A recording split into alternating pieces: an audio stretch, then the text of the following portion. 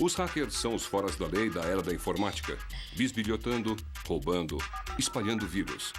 Ninguém vê os hackers com bons olhos hoje em dia, mas nem sempre foi assim. Esse hacker começou uma revolução em computadores. E este é o hacker que o inspirou. E este é o hacker que seguiu seu exemplo e pagou caro por isso.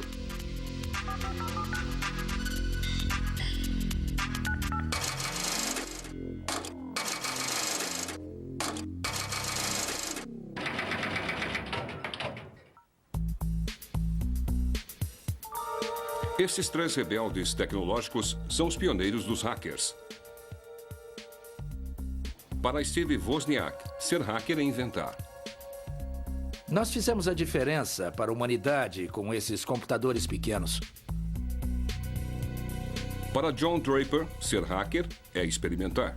Ser hacker é desfazer e fazer melhor, fazer coisas diferentes, usar o computador para fazer coisas legais. Oi, Steve, como vai você, cara? Tudo bem? Para Kevin Mitnick, ser hacker é uma subversão. É um conhecimento proibido. É como uma travessura. É tentar ser mais esperto que os outros. É o conhecimento, o desafio intelectual.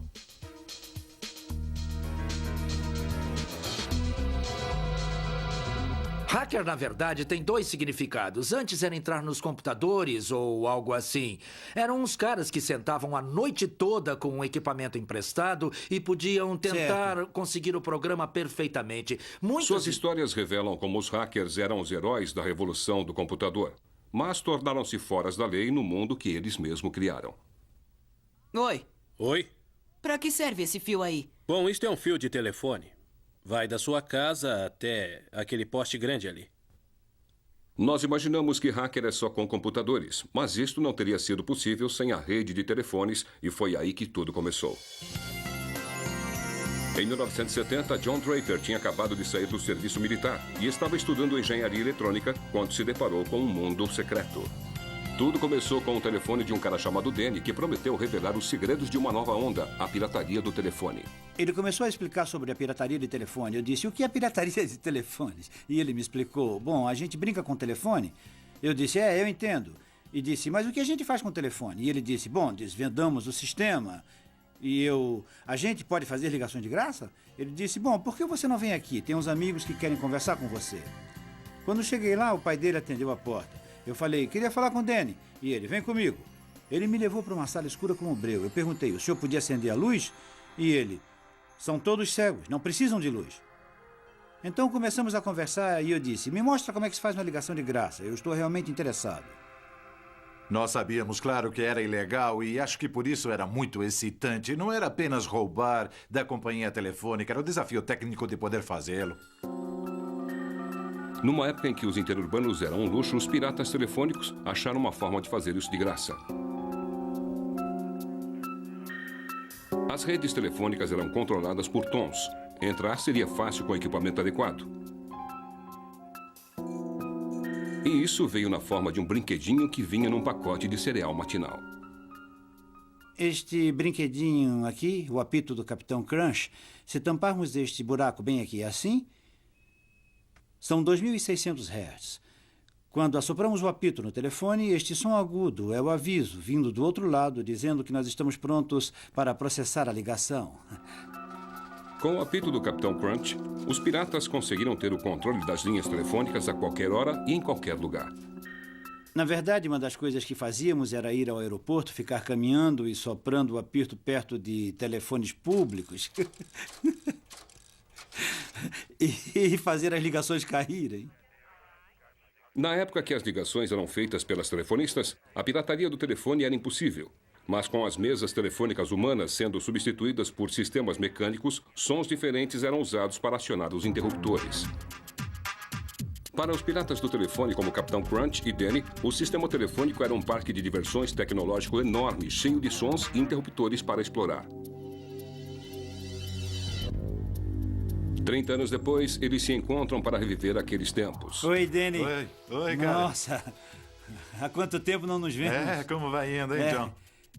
Danny, É? Vamos piratear ligações. Eu tenho que testar minha caixa nova. E a regra de ouro era nunca piratear em casa. Se fizessem isso, a companhia telefônica poderia achá-los. Durante a época que estava com o Danny, eu colocava numa Kombi e íamos para uma área bem rural e menor que nós podíamos achar no mapa, bem longe. Acampávamos perto de um telefone e começávamos a piratear. Depois de aprender os tons que controlavam os interruptores, os piratas podiam viajar pelas linhas de estação em estação telefônica e de cidade em cidade. Mas precisavam de outras formas melhores para fazer os tons. Foi aí que o conhecimento de engenharia de John Draper entrou. A pirataria telefônica estava prestes a se tornar alta tecnologia com um aparelho chamado a Caixa Azul. A primeira coisa que fiz foi construir a Caixa Azul. É um tipo de caixa que conseguimos comprar nas lojas de produtos eletrônicos. É apenas uma caixa padrão do projeto antigo. A base com teclado acho que pegamos no quintal ou outro lugar qualquer. A Caixa Azul nada mais é do que um aparelho que gera tons. Gera um certo número de tons e a companhia telefônica pensa que estes tons estão vindo do seu próprio equipamento, quando na verdade estão apenas vindo de nós. Basicamente é a chave do palácio. Se quisesse falar com uma telefonista em Nova York, eu apertava aqui 1, 2 e 1 iniciar e ela me conectaria com Nova York. A sua chamada não pode ser completada. Equipados com a Caixa Azul, os piratas faziam ligações para o mundo todo, sempre por diversão para ouvirem uma mensagem gravada numa língua estrangeira. O fato da companhia telefônica permitir que o sistema fosse usado realmente me espantava. Eu não podia acreditar que era tão fácil de fazer. KP 182, iniciar. Os modelos dos números realmente me intrigaram. Eu estava no nível superior de acesso à companhia telefônica, mas num nível bem básico de acesso. A tecnologia da Caixa Azul foi o grande começo da pirataria. A rede expandiu e logo os piratas faziam reuniões secretas em linhas de conferência no interior do sistema. A maioria das pessoas usava o telefone, as pessoas falavam de coisas triviais que os jovens normalmente falam, namoradas, coisas do tipo. Tinha uma garota aqui na Califórnia, ela brincava de telefonista. Os únicos piratas telefônicos que eu acho que tinham uma mentalidade de hacker. Um dos sistemas mais complexos no mundo na época era o sistema telefônico. E poder conhecer suas particularidades era ter acesso a uma fonte de descoberta muito rica. Não eram só interruptores mecânicos que os piratas aprenderam a manipular. Também tornaram-se hábeis manipulando os empregados das companhias telefônicas, uma arte que chamavam de engenharia social. O aspecto da engenharia social da pirataria, Danny era perito nisso. Aquele sistema é apenas a habilidade de entrar e falar com as pessoas dentro da companhia telefônica, fazendo eles acreditarem que nós trabalhávamos para a companhia. Ron, como vai? Bom, esse é o Bob Do escritório Alpine em Phoenix, Arizona. Tem um teste que precisamos fazer. Um teste de transmissão que precisamos para consertar uma das tiras de intercepção aí que se soltou e vamos pôr de volta. Ele podia ligar para a sala de interruptores, qualquer sala. Podia dizer que era o Fresno que estava falando. Encontramos um erro dentro do seu tronco aqui. Poderiam deter o número do tronco, isso, aquilo, etc. Poderiam me dar o código de identificação do tronco para isso. E o cara da companhia ia e dava. Quando as companhias telefônicas finalmente notaram a intromissão, não ficaram nada contentes. Muitos de nós fomos avisados várias vezes por agentes da companhia telefônica, sabe? Pessoas da segurança da companhia telefônica. As conferências dos piratas telefônicos logo se espalharam com histórias sobre investigações com agentes da companhia telefônica, em particular o notório Sr. Duffy. Bom, o Sr. Duffy decidiu fazer uma visita ao Bill. A mãe do Bill não quis impedir o Sr. Duffy de fazer alguma coisa. Um dos poucos agentes especiais costumava conversar comigo às vezes. Ele também conversou com meu pai algumas vezes, na esperança, claro, que eu desistisse. E então, claro, o Duffy visitou o Bill na escola, mas não acho que o Bill disse alguma coisa. Paramos por um tempo, mas então depois quisemos nos divertir de novo e acabamos voltando a fazer novamente. O Sr. Duffy logo ficaria ofuscado por uma ameaça bem maior, a exposição nacional na mídia, graças ao jornalista de Nova York, Ron Rosenbaum. Foi como entrar no subterrâneo, fora da lei eletrônico de Alice no País das Maravilhas. Eles estavam mandando mensagens para fora dos canais aceitos, mas eles estavam também criando a sensibilidade do hacker. Acho que os piratas telefônicos respondiam a um tipo de paranoia generalizada sobre telefones e sobre comunicação. Acho que por causa do movimento anti-guerra e a reação do FBI àquilo, todo mundo achava que seus telefones estavam grampeados. O telefone era um tipo de centro para um tipo de paranoia generalizada sobre intromissão governamental, falta de privacidade, esse tipo de coisa. Rosenbaum perseguiu Danny e Joe Gracia, mas o Capitão Crunch continuou anônimo. O Capitão Crunch é como um dos grandes personagens americanos. Uma fantasia sobre um super-herói criado em casa.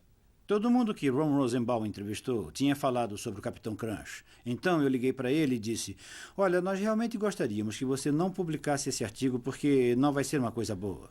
Capitão Crunch estava muito preocupado com isso porque ele continuava a me dizer: o que quer que faça, não quero que essa informação caia nas mãos do subterrâneo radical, porque ele sentiu que poderia paralisar o sistema telefônico nos Estados Unidos e, de alguma forma, fazer com que os Estados Unidos se rendessem à força nuclear da União Soviética.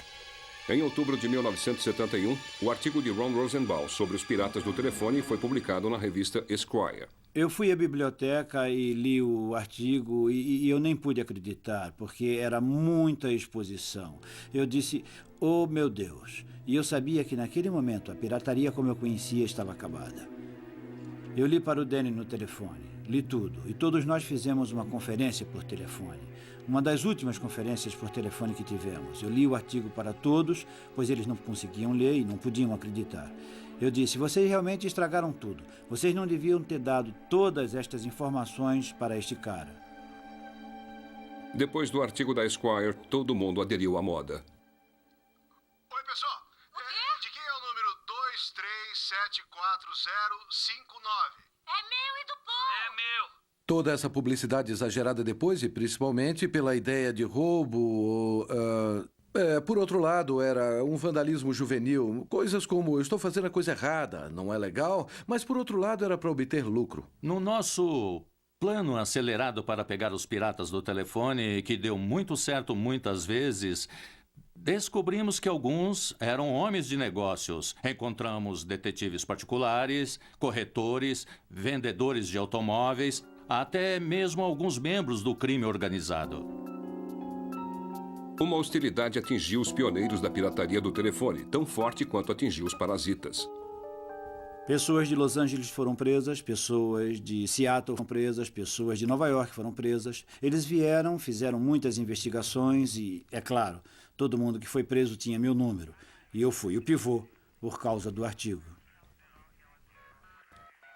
As autoridades foram bem rígidas. Possuir uma caixa azul podia render uns 2 anos de prisão. O Capitão Crunch foi indiciado federalmente por fraude e ficou detido durante 4 meses na prisão. A pirataria do telefone estava morta, mas não enterrada. Uma revolução mundial na tecnologia estava prestes a explodir, e o Capitão Crunch estaria lá para inspirar uma geração totalmente nova de hackers.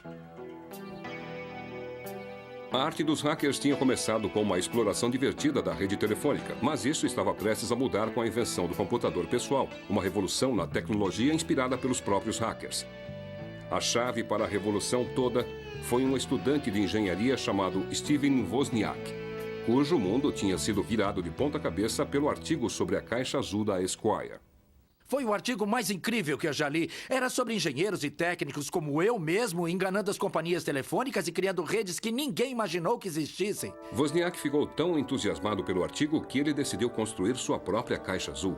Primeiro eu juntei alguns chips que eu mesmo criei numa prancha vazia e soldei os fios nela. Então, quando consegui fazer a caixa azul, alguns tons estavam certos e alguns errados. Então nós começamos a procurar pelo Capitão Crunch.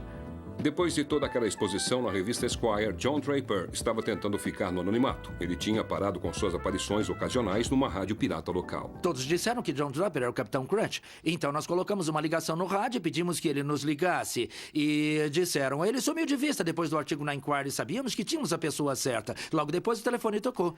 Eu disse, oh meu Deus, é uma péssima notícia. Era ele, disse que apareceu em Berkeley para nos encontrar no dormitório. E eu me senti como se estivesse recebendo o presidente na minha casa. Eu entrei neste lugar sem realmente saber o que estava acontecendo. O Oz queria saber como usar a caixa azul, ele tinha feito uma. Esse cara devia ser, na minha mente, tão suave como as garotas. E quando apareceu na porta, ele não se encaixava na imagem que eu tinha em mente. Mas ele disse, eu sou ele, o Capitão Crunch. E eu disse, olha, pessoal, realmente acho que não quero fazer isso.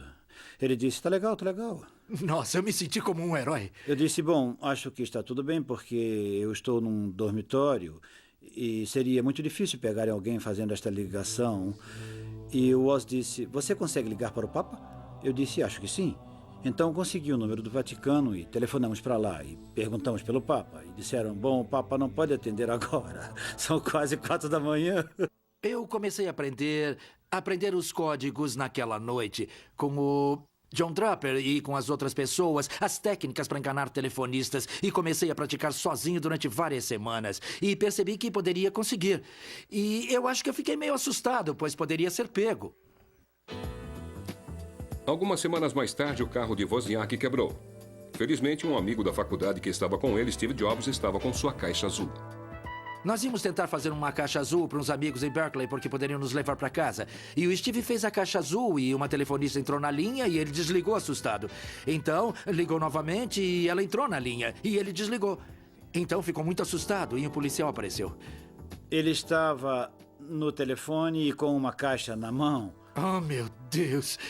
O policial provavelmente achou que nós éramos drogados por causa do meu cabelo grande. O Steve conseguiu me passar a caixa azul e eu coloquei no bolso da minha jaqueta.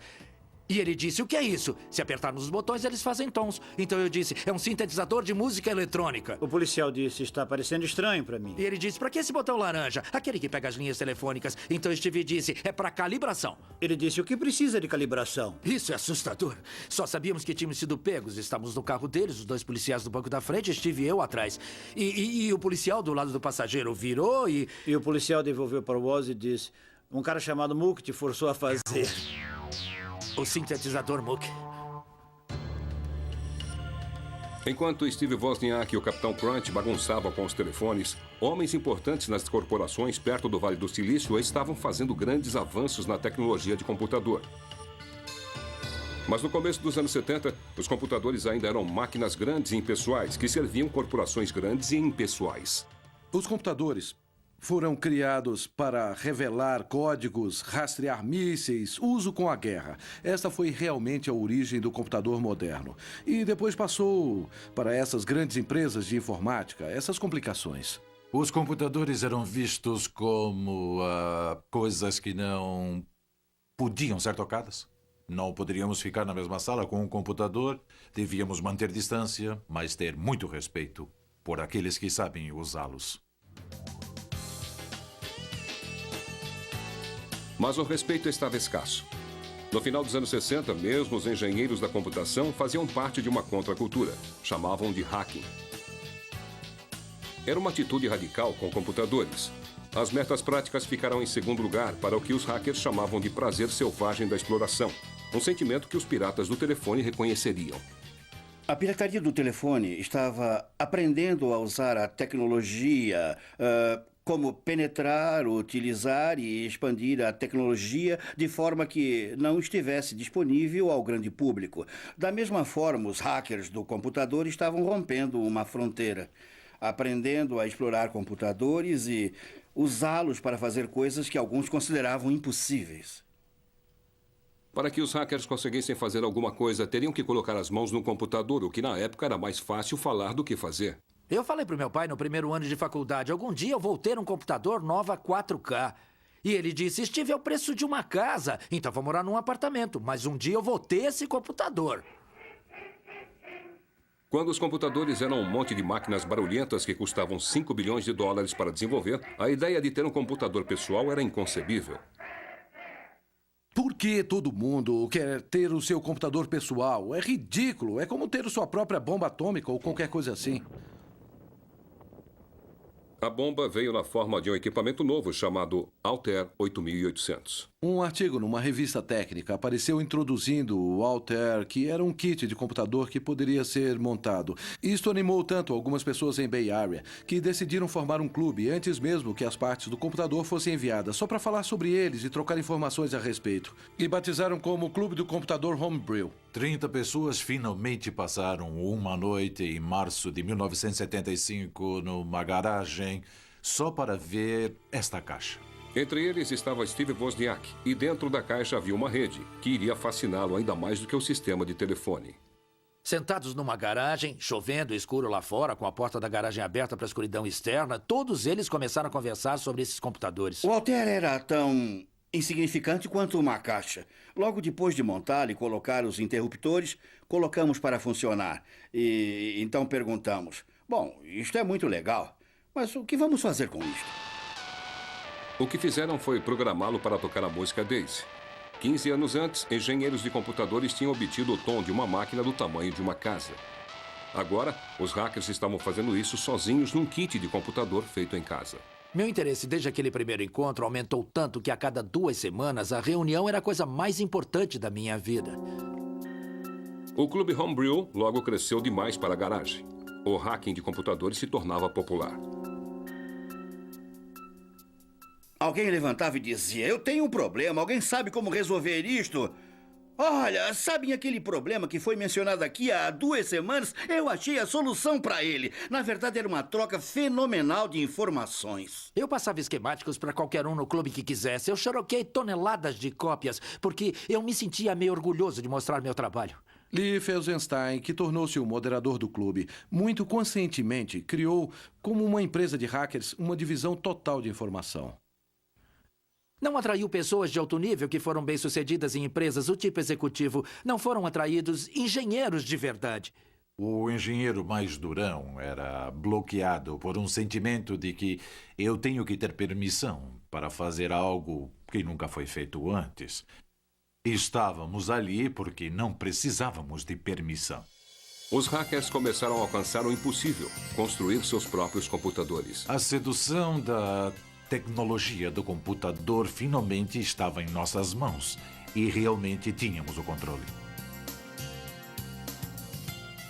Toda vez que alguém trazia um computador, apresentava um computador no clube Homebrew, a primeira coisa que fazíamos era desmontar rapidamente, aprender tudo sobre ele e encher o projetista com milhões de perguntas. Como isso funciona? Onde fica aquilo? Você sabe como coloca essa peça? Para que é isso aqui? Estavam tão fascinados com a exploração da tecnologia que os hackers não se importavam com o que seus computadores poderiam realmente fazer. Ninguém tinha uma razão prática para querer ter um computador pessoal. Haviam algumas desculpas como fazer o balanço de cheques, ou ter receitas, ou controlar as coisas em casa. Mas quase ninguém fez isso. É a culpa da função. Quer dizer, perguntamos a uma pessoa, legal, mas o que você faz com o seu trem modelo? Não, eu brinco com ele, eu gosto, é divertido experimentar. Mas além dos experimentos, muitos avanços de verdade seguiram. Então minha cabeça começou a dar voltas, pensar. Então eu inventei um truque inteligente que se eu pegasse alguns dados e aí colocasse ao redor num círculo, iria bem estranho. Se eu mantivesse o tempo exatamente perfeito e certo, iria aparecer como as cores numa TV colorida. Eu acredito que as coisas realmente importantes que temos nos computadores vieram dos hackers. O pessoal do clube conseguiu que os computadores fizessem coisas impensáveis. Eles jogavam, tocavam músicas e criaram gráficos e programas de desenho. No clube Homebrew, os hackers desfrutavam sua era dourada. Steve Wozniak trabalhava dia e noite na garagem para produzir o computador perfeito. Acho que o Woz personifica melhor o hacker. Ele conseguia criar o hardware e projetar o software desde o lápis e papel até o nível de produção. Se alguém já olhou para o meu circuito, diria que... Nossa, esse cara não só faz desenhos, como nós aprendemos também. Ele podia ver coisas que outras pessoas não veem e fazer contatos que outras pessoas não fazem. O que eu gosto nesses hackers é que eles têm uma forma diferente e talvez melhorada de encarar o mundo para fazer esses tipos de contatos. Os hackers faziam experiências com hardware ou software que conseguiam, mesmo que não fossem deles. Mas nem todo mundo queria partilhar. Em 1976, o Clube Homebrew recebeu uma carta importante de um outro pioneiro do computador. Como a maioria dos hackers deve saber, a maioria rouba software. Quem se importa se as pessoas que trabalham receberam? O que se faz mais diretamente é roubar. O momento-chave da história da indústria do computador, como ficou conhecido, Bill Gates escreveu uma carta enfurecida ao pessoal do Homebrew, dizendo: olha, eu escrevi isso por dinheiro. Vocês não podem destruir isso. Não é de graça, é trabalho. A carta de Bill Gates foi um sinal do que viria. Os computadores pessoais estavam para se tornar um grande negócio, como Steve Wozniak descobriu quando sua invenção de garagem tornou-se o primeiro computador Apple. Ao inventar o Apple I, ele realmente não se importava em inventar um produto. Apenas queria um computador que funcionasse do jeito que queria. E que tivesse as peculiaridades e todas as características de design que quem faz computador por diversão gostaria que tivesse. Steve Jobs, seu amigo de escola que não fazia hardware ou software, disse: olha, a gente pode vender esses negócios. E aí o Woz disse: é legal, cara. A nova empresa de Wozniak e Jobs rapidamente seguiu o Apple I com o Apple II. O passatempo com o computador de Woz foi transformado no produto mais consumido naquele momento. O Apple II introduziu a ideia de colocar o computador numa caixa plástica como um aparelho de som ou um rádio que comprássemos. Era só levar, ligar e começar a funcionar. Montar o primeiro Apple à mão no quarto de Woz parecia ser uma coisa muito remota. Mas o balanço patrimonial na Apple logo mostrou uma história diferente. Eu recebi uma ligação do Steve. E ele disse: adivinha o que houve? Recebi um pedido de $50 mil. Quando se está juntando só migalhas de dólares e aí aparece um pedido de $50 mil, isso é um tremendo choque que a gente leva. O quê? Por volta de 1982, as vendas da Apple tinham alcançado mais de $500 bilhão por ano, mas ser hacker não era compatível com os negócios. Os dias do Clube Homebrew estavam contados. Ainda fui a algumas reuniões do Homebrew, mas já não era a coisa mais importante na minha vida. O que tinha se tornado mais e mais importante era a Apple Computer, a empresa. Agora eu tinha que direcionar toda a minha energia em tempo integral nas coisas que iam nos produtos que eram vendidos. Com empresas como a Apple se formando e se tornando negócios sérios, os segredos foram introduzidos. Não poderíamos contar aos amigos no clube do computador Homebrew quais eram seus planos para produtos, no que estávamos trabalhando, porque os competidores poderiam estar lá e diriam: a Apple está fazendo isso, vamos fazer um projeto parecido. Eu acho que isso levou ao fim do Homebrew. O Clube Homebrew se reuniu pela última vez em 1986, deixando para trás não apenas a Apple, mas 23 empresas de computador fundadas por seus membros. Os hackers poderiam alegar ter criado o mundo moderno, mas era um mundo no qual eles já não eram bem-vindos.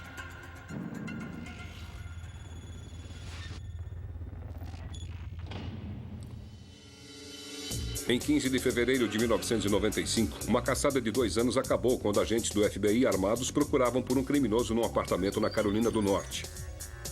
Ser hacker estava para tornar-se uma profissão fora da lei. FBI, abra a porta. Temos um mandado de prisão. É mais ou menos 1h30 da manhã. Alguém bate à minha porta. Eu nem olhei no relógio, pois se tivesse olhado não teria nem atendido. Quem é? E eles disseram: FBI. O FBI estava à procura de Kevin Mitnick, um hacker de 32 anos cuja invasão em computadores alheios tinha feito dele o inimigo público número 1. Mitnick estava no lugar errado, na hora errada, por uma série de razões. A internet estava começando a decolar.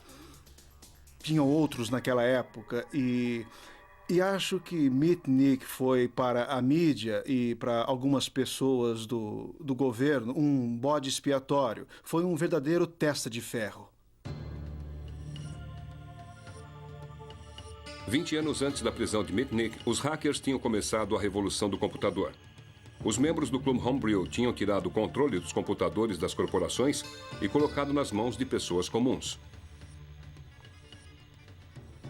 Kevin Mitnick era um filho daquela revolução.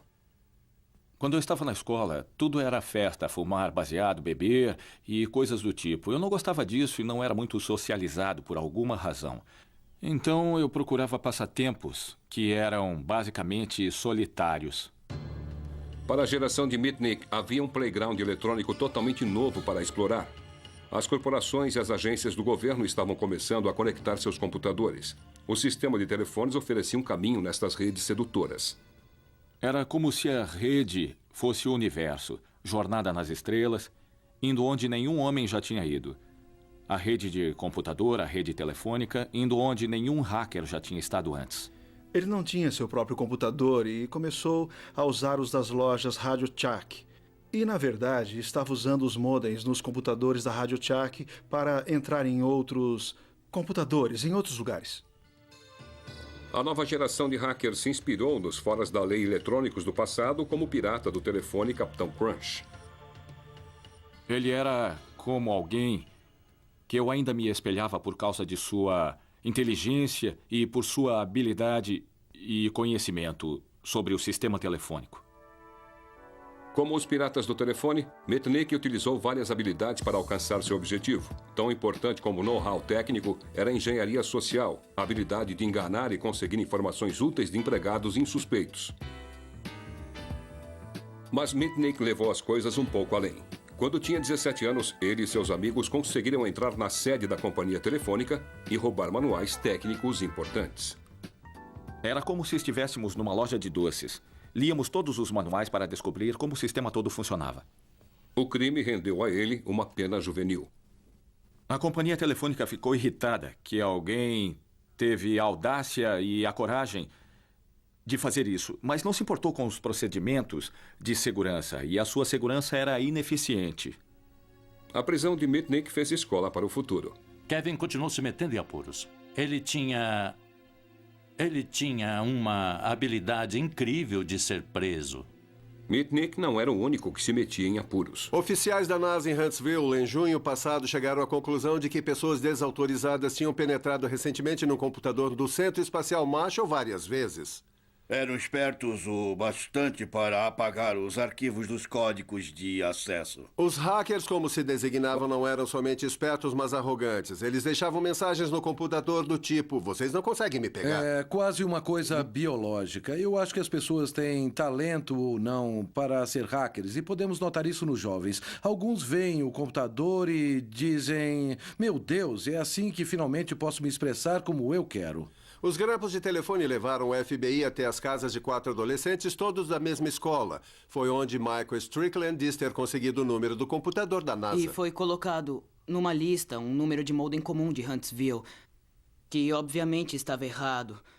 Mas, mesmo assim, eu decidi tentar ligar. O termo hacker começou a ser afetado por pessoas que não foram inspiradas pelo espírito de invasão do hacker. Haviam as invasões feitas por adolescentes que conseguiam obter senhas e de acesso, usar fraquezas de sistemas para entrar em outros computadores. Foi preciso um filme de Hollywood para transformar a irritação em pânico. De repente apareceu este filme que foi o número 1 nas bilheterias, Jogos de Guerra, que realmente glorifica a habilidade de usar computadores, de invadir sistemas muito poderosos e quase começar uma terceira guerra mundial. O significado do termo hacker ficou popular do dia para a noite. Um hacker era um jovem com espinhas que tinha poder para atacar uma rede de computadores que pertencia a uma organização militar enorme. A emoção era estar em qualquer lugar onde não deveríamos e permanecer indetectáveis. Como a rede de computadores expandia, o mesmo aconteceu com a paixão de Mitnick pela exploração. Agora ele tinha o hábito de deixar sua esposa, ir para um hotel barato e ficar no computador noite e dia. Com o advento da internet, não havia como detê-lo. Até hoje, a internet não é muito segura, porque foi realmente criada para obter informações de todos os lugares sem empecilho. Foi construída em princípios abertos e não se pode ter os protocolos IP que rodam na internet, então qualquer um pode usá-los. Mas os tempos mudavam rápido. Os dias de pioneirismo dos hackers tinham terminado. A internet foi criada para ser uma ferramenta de negócios. Os hackers já não eram bem-vindos. No final dos anos 70 e no começo dos 80, ser hacker foi realmente encorajado. Era uma coisa legal para fazer. Não era visto como um crime, mas um tipo de hobby e travessura bem interessante. E como a sociedade mudou com relação a mim, pois eu já não pirateava telefones e invadia computadores simplesmente por paixão, eu ignorava completamente como a sociedade estava mudando a meu respeito. As explorações dos hackers como Mitnick tornaram-se um problema para a vigência da lei. As coisas tinham mudado. Não era mais o mundo do Clube Homebrew. Hackers eram um problema para o FBI. O crime cibernético tinha ganhado muita notoriedade e nos tornamos, como os computadores na internet, mais atuantes e recebíamos muito mais reclamações. Mas isso era um novo tipo de crime. Não tinha janelas quebradas, carros roubados ou impressões digitais. Nós tínhamos que acompanhar o ritmo não somente da tecnologia, mas das novas técnicas de invasão. Sem freios, Mitnick escolhia alvos cada vez maiores. Em 1988, invadiu a rede da Digital Equipment Corporation e copiou detalhes de software altamente secretos. Logo, o FBI estava à sua procura. Nós começamos uma investigação sobre roubo de software, de sistema operacional de desenvolvimento, e ele foi preso em 1988, declarado culpado em 89 e condenado a um tempo de prisão federal. A DEC afirmava que o hacker do lado sinistro tinha causado um prejuízo de 4 milhões. No tribunal, Mitnick percebeu como o mundo tinha medo dos hackers. O promotor federal entrou no tribunal e disse ao juiz federal que, se o Sr. Mitnick chegar perto de telefone na prisão, os outros presos vão poder fazer interurbanos a cobrar. Ele vai começar uma nova guerra nuclear. E eu estava lá sentado no tribunal, dependendo do juiz. Não é estúpido? O juiz realmente acreditou muito na publicidade do caso e o colocou em confinamento numa solitária. Então eles me jogaram numa solitária durante 8 meses, baseado no medo que eu pudesse começar uma guerra nuclear de um telefone público. Ele tinha, no máximo, 1 hora fora da cela durante as 24 horas do dia, mas algemado. Em 1989, depois de 1 ano de prisão, Mitnick saiu em liberdade condicional e teve que participar de um centro de reabilitação. O juiz achava que ele era viciado em computador. Finalmente, ele teve a permissão de ir para o apartamento do pai, mas já era um homem marcado. A companhia telefônica monitorava todas as ligações das 3 linhas do nosso apartamento. Eu queria descobrir quem estava por trás de tudo e o porquê. Então, descobri que eram os investigadores na Pacific Bell que tinham colocado este equipamento. Então, comecei a obter informações. E como se coleta informações? Interceptando comunicações.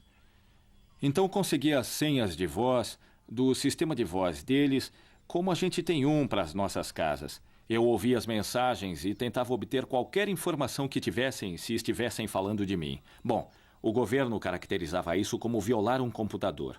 Então eles enviaram um mandado por violar minha liberdade vigiada e isso me deixou muito aborrecido. Então eu disse, me peguem se puderem. Quando o FBI foi prender Mitnick em dezembro de 1992, ele já tinha fugido. Ele estava fugindo porque não confiava no governo e não confiava no FBI e acreditava que se falasse com eles, eles o prenderiam novamente e teria que voltar à solitária. E ele faria qualquer coisa para não voltar para aquela cela novamente. Foi uma grande aventura. Fui para uma cidade, para um hotel, achei um lugar para morar, arranjei um emprego numa firma de advocacia e comecei a minha vida do zero. Mas, claro, eu tinha que construir um passado. E fiz isso sozinho, arranjando referências falsas. Arranjei uma identidade para que pudesse me sustentar. Bom, o que eu fiz foi baixar toda a informação de todo mundo que se graduou em informática. E então procurei por um nome que gostasse. E encontrei um, Eric Weiss. E sabia que esse era o nome verdadeiro de Harry Houdini. E já trabalhava na firma de advocacia em Denver há mais ou menos 1 ano, um pouco mais que 1 ano com o nome de Eric Weiss. E a minha ruína foi que continuei com o meu hobby de hacker. Mitnick podia entrar num sistema ligando para pessoas do seu celular enquanto caminhava para casa. iludindo administradores, secretárias e mesmo executivos para obter informação. Mitnick agora era hacker com o propósito de se manter um passo à frente da lei. Ao invadir uma companhia de telefonia celular e copiar esquemas dos seus telefones, ele conseguiu fazer chamadas não identificáveis. Ele nunca teve uma meta idealizada ou qualquer objetivo real, além de continuar invadindo e estar sempre um passo à frente do FBI. A notoriedade de Mitnick logo se espalhou. No verão de 1994, o fracasso do FBI em agarrar o fora da lei da internet virou notícia da primeira página graças ao jornalista John Markoff. Ele simplesmente era uma boa história. Um rapaz que já tinha sido preso antes, que conseguiu usar suas habilidades para evitar a vigência da lei. Era uma boa história.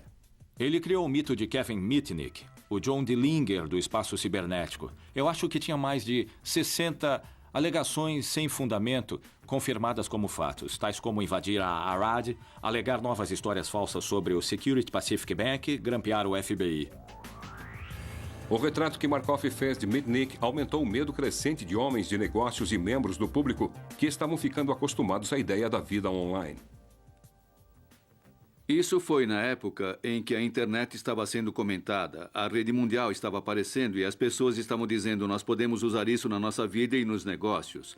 E se continuarmos a usar isso em negócios, teremos que nos certificar que é seguro, porque se vou colocar milhões de dólares e vou ter informações sobre clientes ou empresas disponíveis para qualquer um na rede, quero me certificar que esteja disponível somente para as pessoas certas.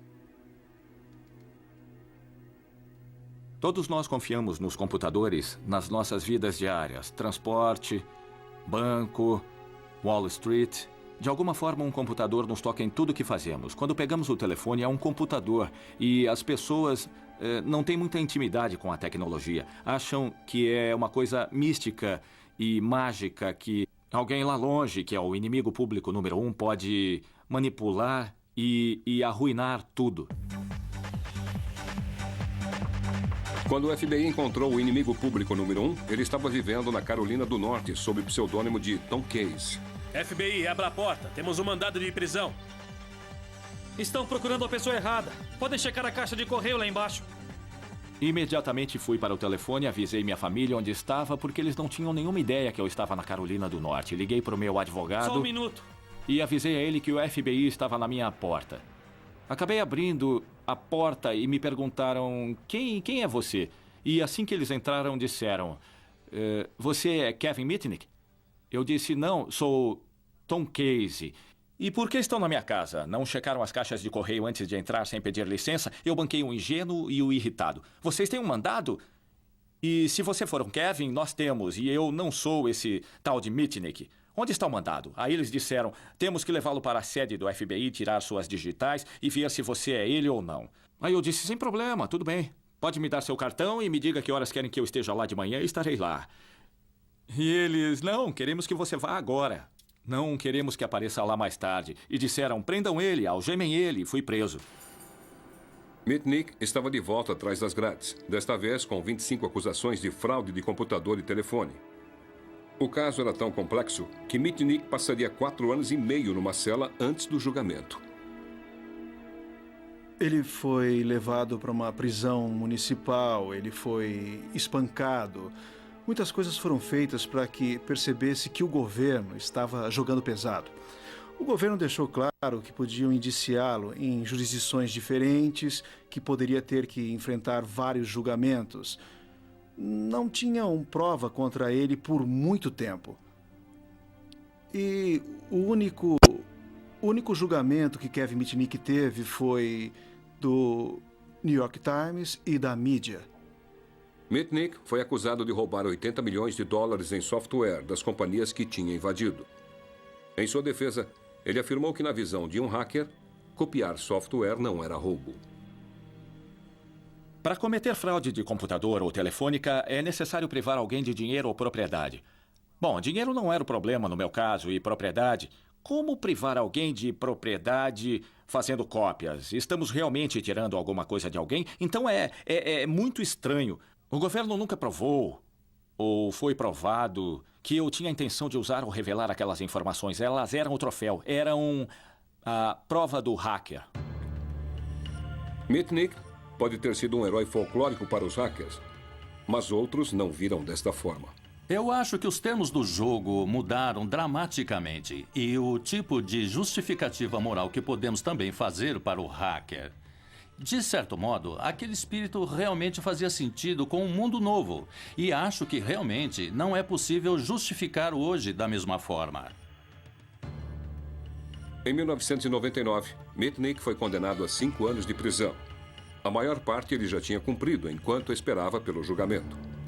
Foi uma sentença mais longa do que a de muitos assassinos. Foi solto em liberdade condicional no começo do ano passado. Eu estou sob condições tão rígidas de liberdade condicional que, se eu resolvesse tocar neste computador, provavelmente seria mandado de volta para a prisão federal.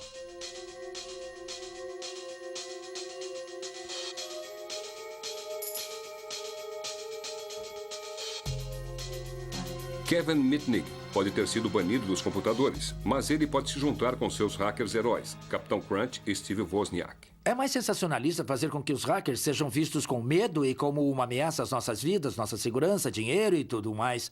As pessoas não entendem as mentes curiosas. Sempre haverá um grupo de jovens brilhantes que são um pouco técnicos e começam a enxergar além de querer saber o que é isso, o que é aquilo.